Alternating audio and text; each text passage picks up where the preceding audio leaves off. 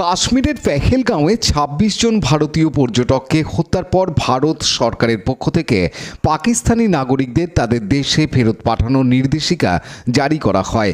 আর এরই সমর্থনে পাকিস্তানিদের চিহ্নিত করে তাদের দেশে পাঠান এই দাবিতে সোমবার বিজেপি হুগলির সাংগঠনিক জেলার সভাপতি গৌতম চ্যাটার্জি, সুমন ঘোষ, সুশান্ত বেরার নেতৃত্বে সকাল ১১টা থেকে দুপুর ২টো পর্যন্ত ঘড়ির মোড়ে চলে ধর্ণা অবস্থান। এই ধর্নায় উপস্থিত ছিলেন রাজ্যসভার বিজেপি সাংসদ শ্রমিক ভট্টাচার্য, রাজ্য সম্পাদক দীপাঞ্জন গুহ, ২ বিজেপি বিধায়ক বিমান ঘোষ, মধুসূদন বাগ, হুগলি জেলা বিজেপির প্রাক্তন সভাপতি তুষার মজুমদার, সাধারণ সম্পাদক সুরেশ সাউ সহ আইনজীবী মৃন্ময় মজুমদার সহ অন্যান্য নেতৃত্ব। এদিন ধর্না চলাকালীন বিজেপির এক প্রতিনিধি দল জেলা শাসকের অফিসে গিয়ে পাকিস্তানিদের তাদের দেশে ফেরতের দাবিতে স্মারকলিপি প্রদান করে।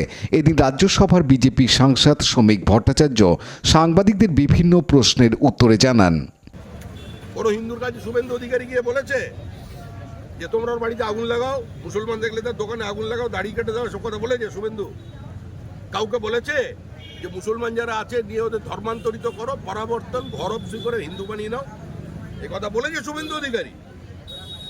প্রাত্য দাঁড়িয়ে পরিষ্কার বলুক, প্রাত্যবাবু এবং পার্থভৌমিক দাঁড়িয়ে বলুন, প্রকাশ্যে মানুষের সামনে দাঁড়িয়ে বলুন যে হুমায়ুন কবির যে কথা বলেছে ওটা অন্যায়, তার জন্য ক্ষমা চাইছি।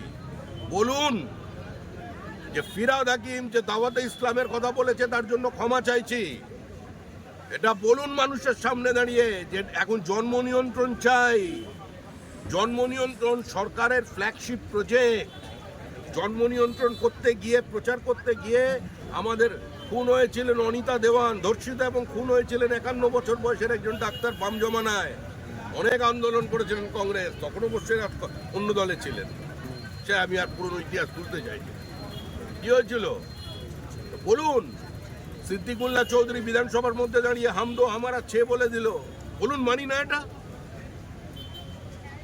পার্থভূমি তো উত্তর ২৪ পরগনার দায়িত্বে আছে।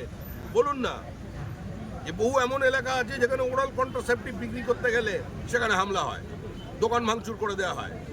কেন লাইগেশন ক্যাম্প করা যায় না? পার্থভূমির দায়িত্ব নিয়ে করান, মহিলাদের স্বার্থে, মহিলাদের সুরক্ষার স্বার্থে, স্বাস্থ্যের স্বার্থে করান লাইগেশন ক্যাম্প, করিয়ে তারপর বলুন। এতদিন হয়ে গেল, ১৪-১৫ দিন হয়ে গেল, জঙ্গিরা কেউ ধরাও পড়লো না। ঠিক ধরা পড়লো। আরে জঙ্গি তো ছাড়বো কার মতো? শুধু জঙ্গি মারলে হবে না।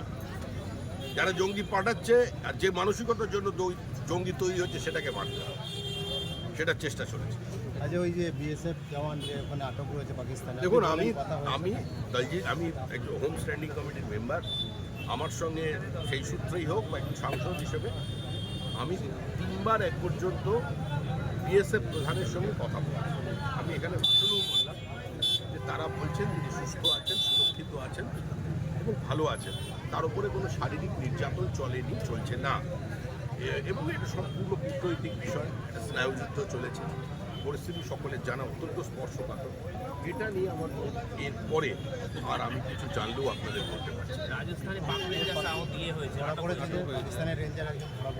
তাহলে তো একজন ধরা ওদের হাতে, একজন আমাদের হাতে, তাহলে কি কাটা দিয়ে কাটা তোলা হবে?